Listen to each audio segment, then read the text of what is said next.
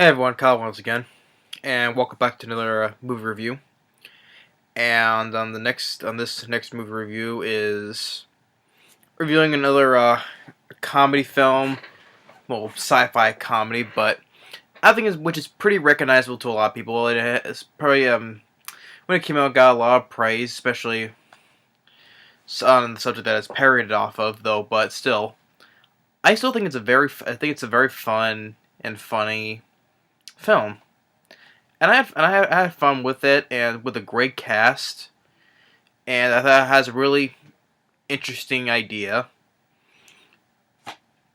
and great cast, especially stars Tim Allen, Sigourney Weaver, and the late Alan Rickman, and that is from the 1999 one, Galaxy Quest. Now, what can I say about Galaxy Quest? I had fun with the film. I think it's a really fun and a sci-fi comedy. Um, and it's why I say it's probably when it came out, it got pop. It still has a cult following to it because the whole thing is that it's a parody of taking on a parody on Star Trek basically, and I like Star Trek. But to me, for me growing up though, I was more of a Star Trek fan than a Star Wars person. I just didn't grow up watching the original Star Trek show, the '60s. So especially watching with my dad. Even the Star Trek Generation show as well. But I've always been a fan of the original show first. And I thought it was a really interesting idea that how they took making a parody of Star Trek into a fun film. And so it stars Tim Allen, Sigourney Weaver, and Alan Rickman, who's now no longer with us. May he rest in peace. Always been my favorite role, as everyone knows, is his best role is as Hans Gruber in Die Hard. You really think you stand a chance against us, Mr. Cowboy? Yeah, I miss Alan Rickman. He was another great actor who would be missed. And in the other supporting cast members, you got Tony Shalhoub, from Monk, and many other films. Sam Rockwell. Daryl Mitchell, which Daryl Mitchell, well, he hasn't been not in too many films though, but I'm sure that he's well known, but more now well known to be starring in that NCIS New Orleans. Maybe the show is still running though, but he hasn't been in quite a few films though, but I think that show is more other things he's now more well known for starring in. And even Justin Long has an appearance in this film. I think this was his first film he starred in, because Justin Long would later go and star in Dodgeball. I think also, but after this film, he would go on to do Jeepers Creepers, but then Dodgeball, and Live Free or Die Hard, the fourth one, and of course that piece of shit film, Kevin Smith film Tusk. But he was also in Drag Me to Hell, Sam Raimi's film. But Justin Long, I would say there's hit and misses though first. But overall I do like Justin Long overall. But it's just a couple of films that started and just not the best though. But I still like Justin Long overall. So I'm going to give a great cast, especially for our three main ones, including with Tony Shalhoub and Sam Rockwell and Daryl Mitchell. And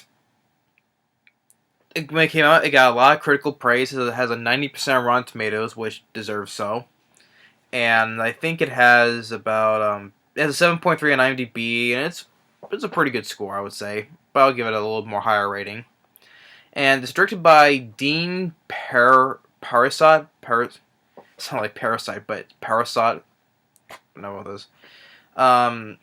After Galaxy Quest, he directed the 2005 comedy Fun with Dick and Jane, the one with Jim Carrey, and then he didn't direct another one until 8 years later, which was he directed the sequel to Red, the DC film with Bruce Willis and John Malkovich, Helen Mirren.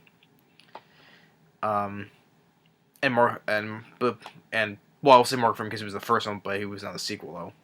But so he would go to direct the sequel to Red 2, which I did not like. I didn't care for at all for Red 2, but I like the first one though.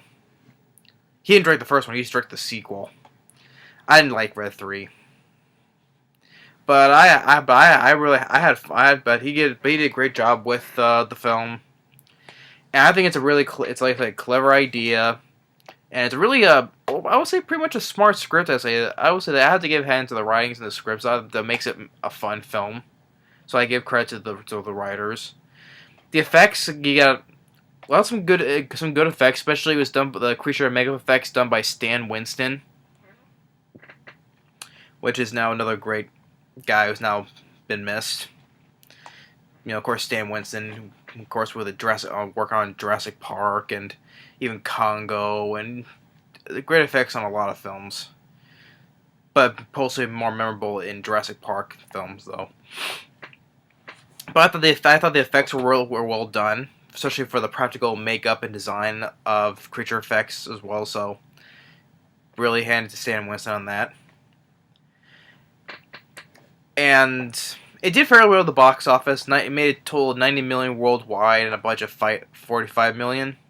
So it was overall a success. And of course, like I said, the whole thing is that Tim Allen and the gang, they're actors, and they have this, they have their show Galaxy Quest, which is like parodied of the Star Trek. And Tim Allen, he's the commander, especially like captain, but commander. Tim Allen, he's the commander. Peter Quincy Taggart. Sigourney Weaver is like let's say their TV show names. Lieutenant Tawny Madison, which they're in the real life, their names are Gwen, Jason. Tim Allen's Jason, Sigourney Weaver's Gwen. Alan Rickman is Alexander, who plays Dr. Lazarus. His character is the take on Spock. Tony Shalhoub as Fred, who's the technician. Sam Rockwell is named Guy, which he's supposed to be he was like a character that was supposed to be like killed off in the show, and he's like, oh, because later you see in the film, it's like, oh, I'm the guy who's gonna be left behind, or I'm gonna die, and I thought Sam Rockwell was good. Daryl Mitchell is Tommy as Lieutenant Laredo. He's one who's like the pilot of the ship.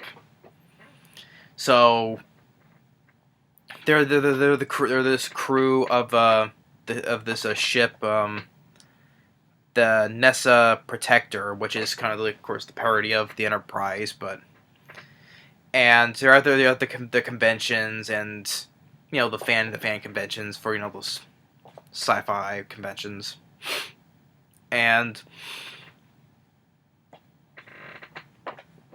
the one thing listeners like the group, it's years later, because we first see like an early TV episode how much younger they are, and now until it's years later, and they're at the conventions, and they sort of kind of lost their I don't say not lost touch, but like Alan Rickman, he's keeps playing the same role, and everyone's like he doesn't get enough credit because he's always been given the credit to the commander. He's like, oh, this is not fair. That's what he says. And there's one when he tries to run away, he doesn't want to do this thing. And one thing leads to another. When Tim Allen, he's in the bathroom, he's in the stall, and he overhears some guys making fun of him, how he's he's lame and all that. And that kind of hurt him, so he lashes out at a fan, which is actually played by Justin Long. Well, he didn't fully lash out, just kind of shout at him, something like that. And he gets visited by these group of people, which they're actually aliens, and they think the Tim Allen's group is actually their real people, their real space crew, and they go to his house and they take him, they beam him up to their ship and to talk to, because they're who the alien race is, Thermians, and they're in danger from this enemy named Saris, played by this guy Robin Sachs as the bad guy named Saris. I was looking whether the other films this guy starred in who plays the bad guy. Actually enough, I really never realized that he was actually in the opening of The Lost World Jurassic Park. Funny, wearing this, talking about it for reference. He was in the opening of the film when that British family were on the beach and the daughter gets attacked by the little dinosaurs, the compies. The father of that little girl. That's actually the guy who plays the bad guy in Galaxy Quest. I was like, wait, that's the guy who plays the British father in the opening of The Lost World Jurassic Park. I was like, okay, I didn't really know about that. So I found that funny. So yeah, and I thought the guy Robin Sachs, I thought he did great as the bad guy Saris, and really good, makeup and costume effects. Really good, cool looking design. Sort of kind of like a reptilian type of bad guy. And when he gets angry, he has like these spines that kind of like, they're like not like dragonfly kind of wings, but when he gets mad, like the wings are down, but when he gets angry, they like spread them out. And he has like sort of a little like an eye patch here, spiky eye patch. It was a cool looking design and really well done effects of this race. Takes him to the. They take Tim Allen to the ship, and he thinks like he thinks it's like it's all like a thing for fans or something like that. Thinks it's like it's all pretending. So he's just like kind of playing on the show. But then eventually him, and then they bring the rest of his crew along, finding out this is all real. So they're trying to like being like the characters they are on the show, but going through this real adventure here. And I like that. I thought it was really cool, having like characters who are now like out of a show for a while, and then they, especially appearing in Star Trek, and now they get brought into a real alien adventure to fight off a real alien enemy. I really like that. I guess when at the time when it came out, I thought it was kind of a real refreshing idea. I would never thought of that because I'm not quite as smart as the people who wrote and made the film. So, but I thought that was kind of at the time, that was like when it came out, that was like a really interesting, refreshing idea, and I still think it is. I think it still is a cool idea, and I had fun with it, and just the humor is funny, and I enjoy the people of this make believe Star Trek parody crew.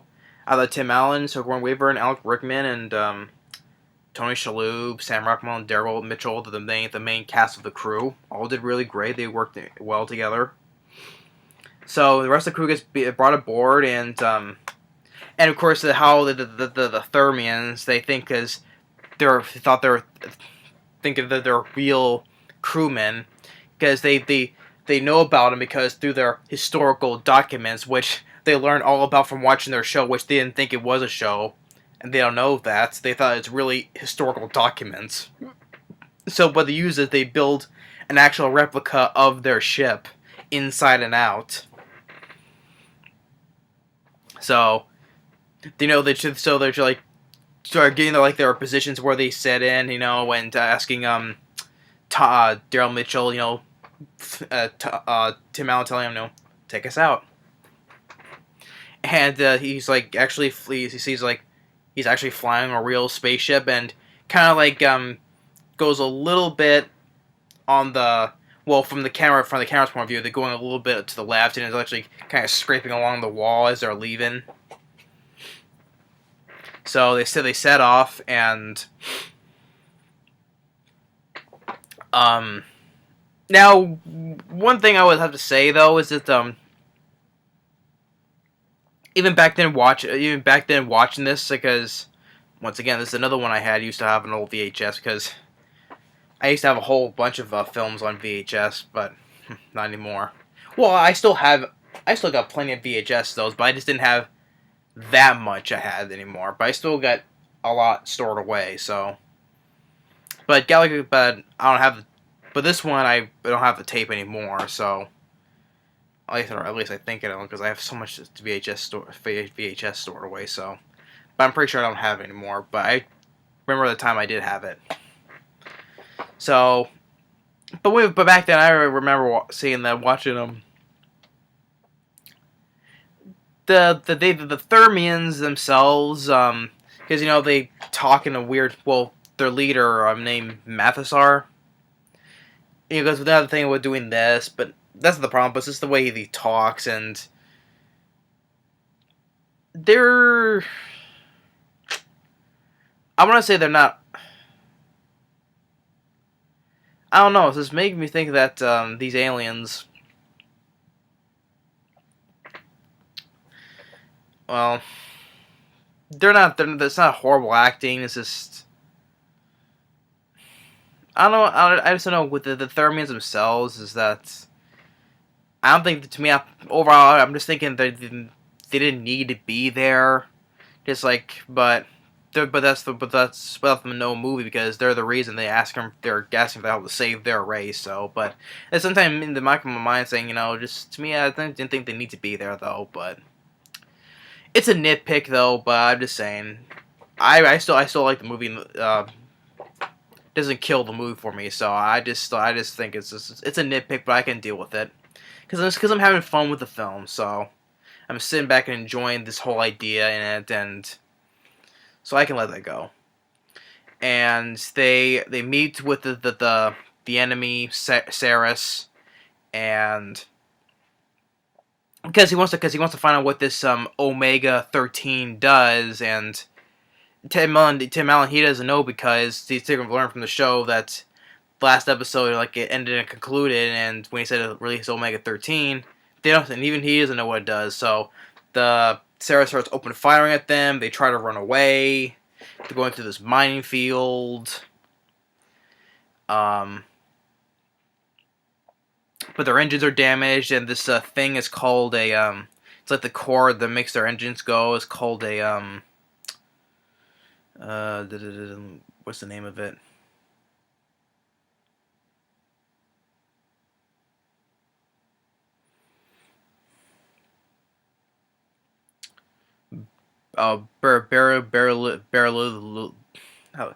Beryllium sphere. It's like it's the source of their engine. So they need to replace it. So they go to this one plant where there's a few of them there, and they need to grab one, but they see it's for a mining field, and they see these little aliens, which they kind of like, oh, they look pretty cute though, but actually they have teeth, and they're eating one of their own, so they're like cannibals and stuff like that, and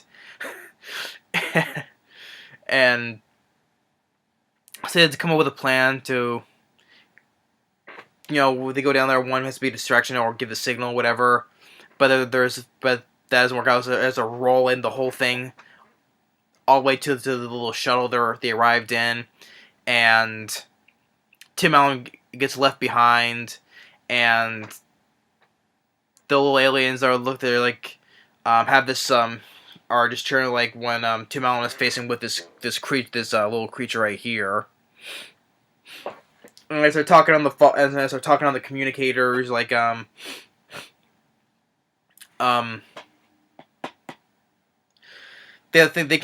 they can beam up.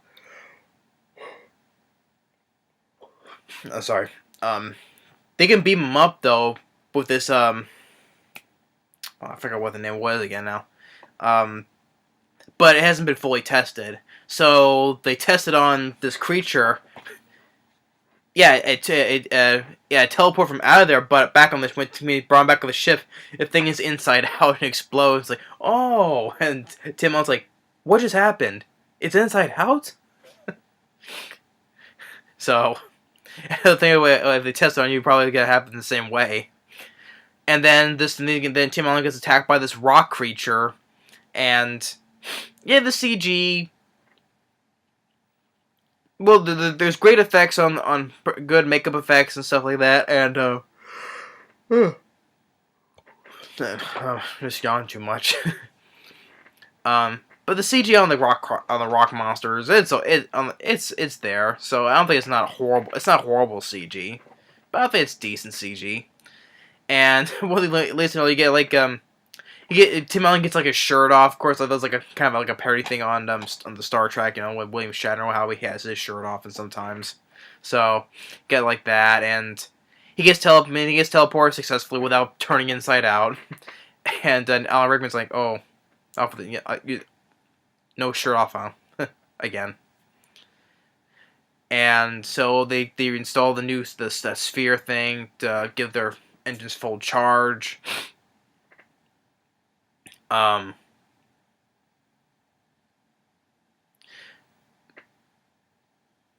So, but soon after that, though, with Saris and his army, they're on the ship already, and they hold him, and they're torturing like the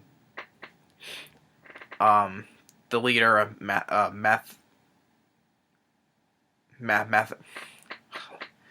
Mathazar, but Tim Allen tells them we're not real crewmen, we're just actors. Like, tells the computer, to play their historical documents, which is not, it's the TV show, and Cyrus is kind of like laughing at that, and he's forced to tell Mathazar that we were only pretending.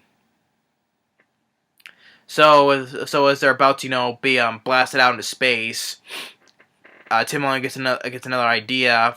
When they take with Alan Rickman, how they did like in another episode, how to get him angry, they get into a fake fist fight, and they take out two of these guards, they blast them into space.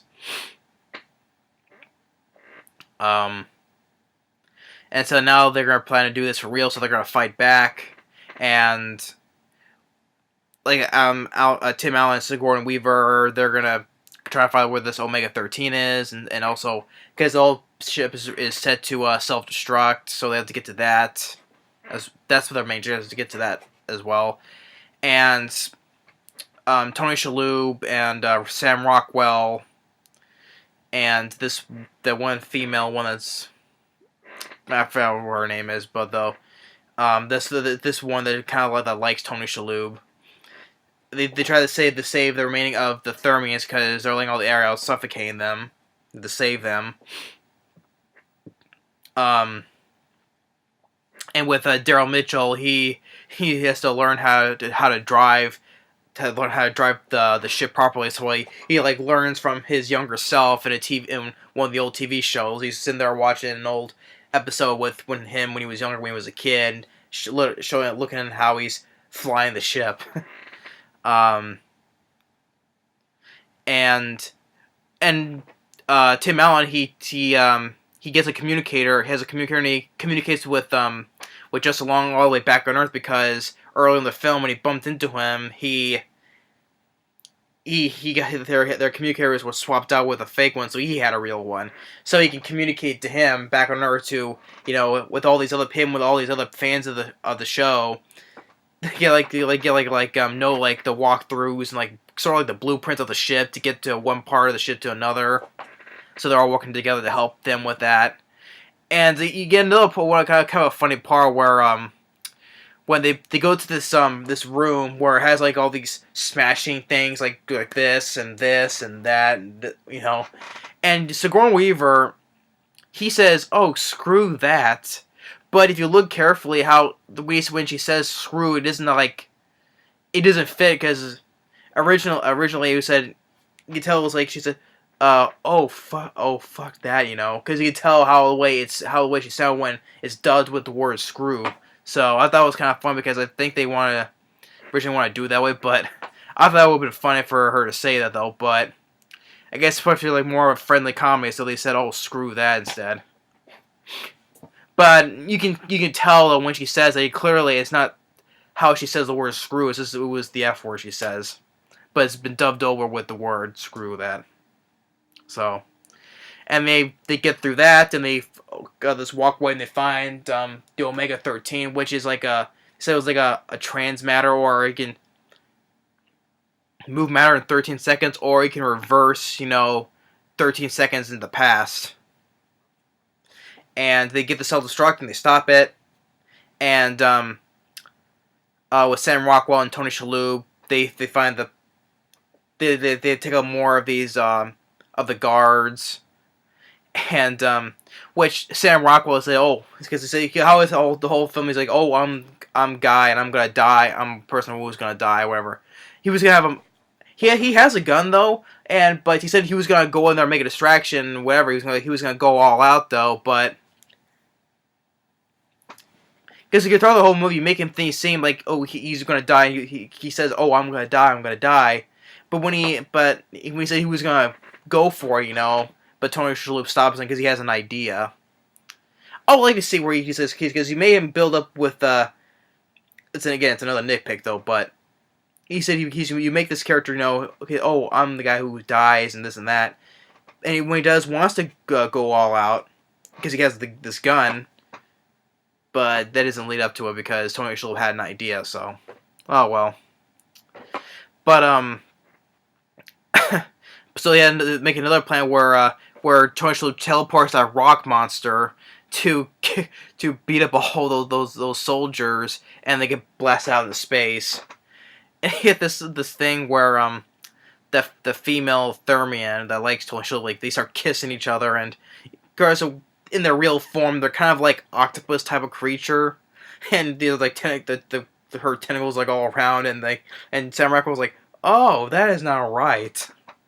It was Sam Rockwell's expression. I thought it was kind of funny when he says that. Oh, that is not right. and then when they get back to the main room where their command post, whatever, and Daryl Mitchell, he's flying the ship like how he's supposed to fly it, and they're getting chased by Saris's ship, and Tim Allen has the idea they go to that mining field, and going straight at the ship, Saris's ship, but it's like a magnetic thing. He's dragging all these mines right behind him, and as they go out of the way at the last second, all the mines go straight into Saris's ship, blowing it up, but Saris managed to sneak onto their ship at the last second, and he disguised himself as Fred, Tony Shalhoub, starts shooting everyone. But Tim Allen remembers they used the Omega 13 to go back a few seconds and to knock out Saris in disguise. Like, oh, that's not Fred, that's Saris, and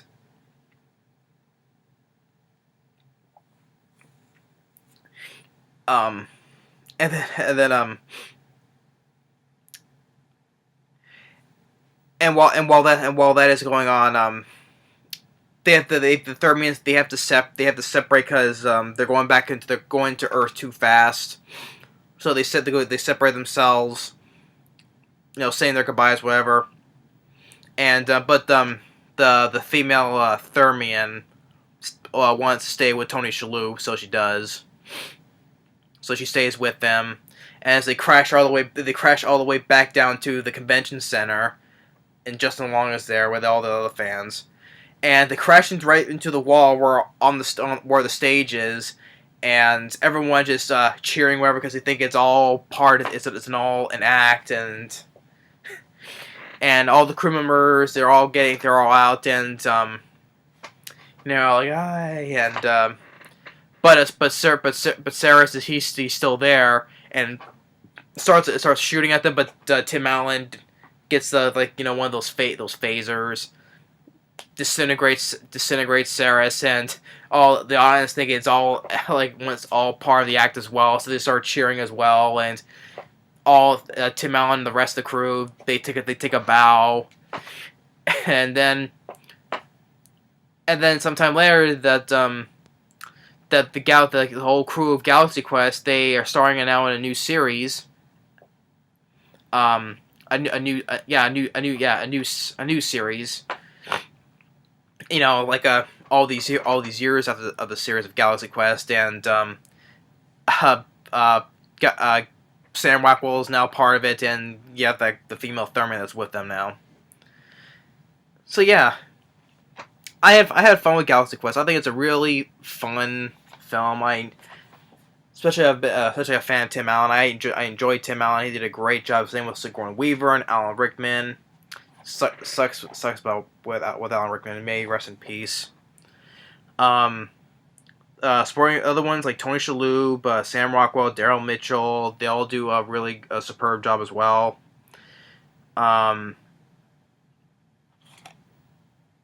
The villain, Saris, Robin Sachs. I thought he was a great villain for. I thought he was a great villain. I'm not gonna say it's just a good villain because like a typical and generic villain, but I liked the Saris, General Saris.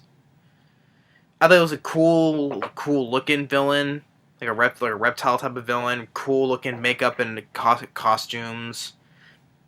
Thanks to Stan Winston.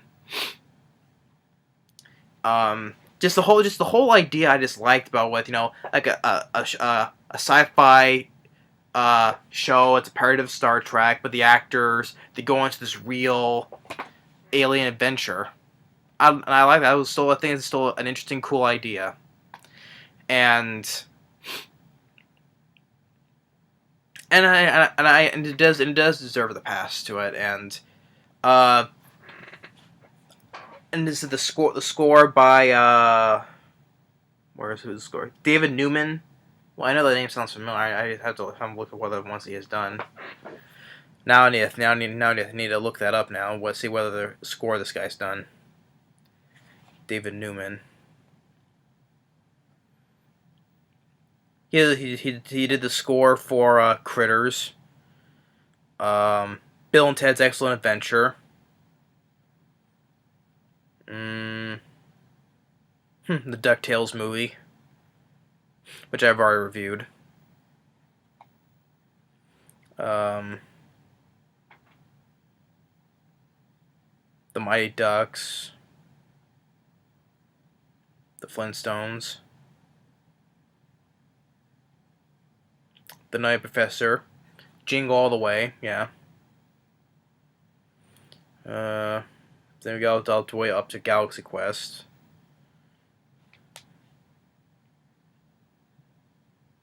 The Ice Age, Scooby-Doo.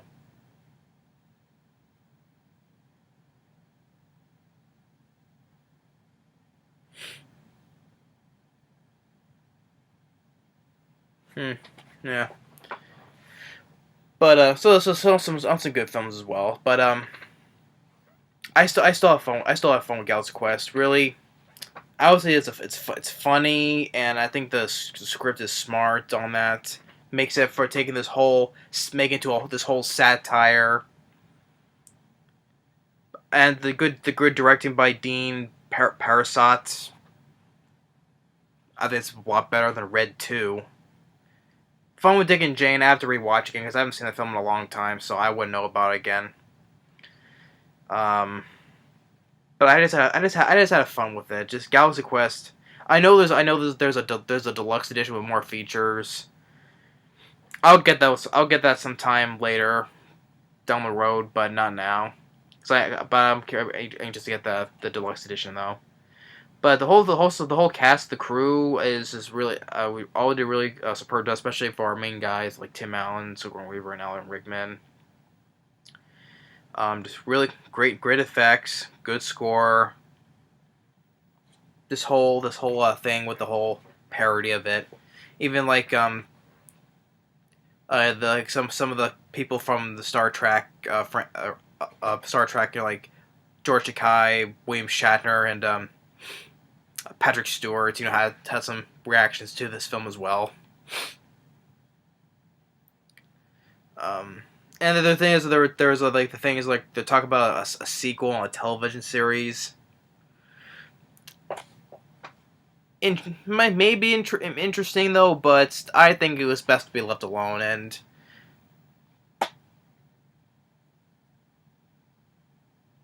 but it says here like April 2016, Sam Rockwell stated that the cast had been about ready to sign for a follow up with Amazon. Because Amazon's been doing some TV series as well.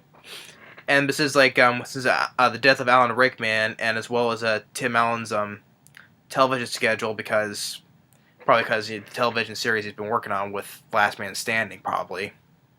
Which I like Last Man Standing, honestly, because I like Tim Allen. I know my brother's a fan of the show, and I like the show. It's probably one of the shows me and him can watch together, because we both like Tim Allen. Yeah, I think Last Man Standing, I would say it's a better comedy show, sitcom, than I've seen some other ones, honestly.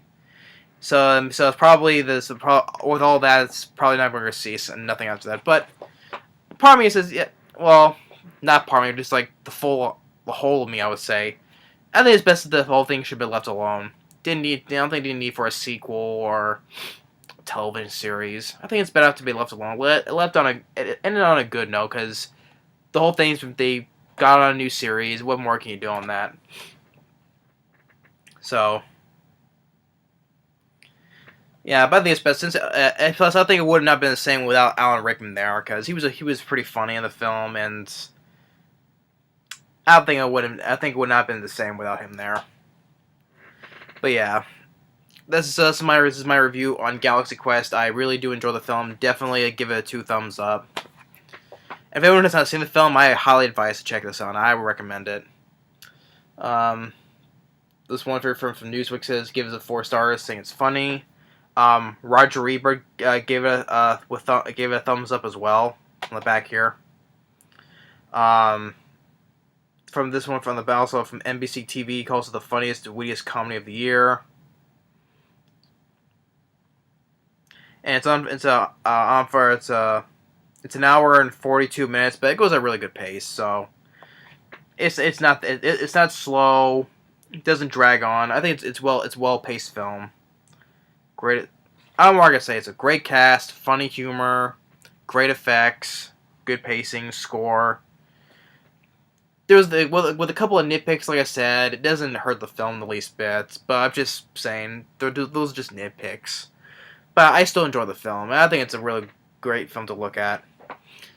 Especially if you're a fan of Star Trek, it's a great, interesting parody of it. Like I say, because I'm a fan of Star Trek more than Star Wars, so I think it's a fun, interesting parody of it. But yeah, that's my review for Galaxy Quest and Alan Rickman. May he rest in peace. Hope you enjoyed it. Thanks for watching, and stay tuned on the next movie review. Later.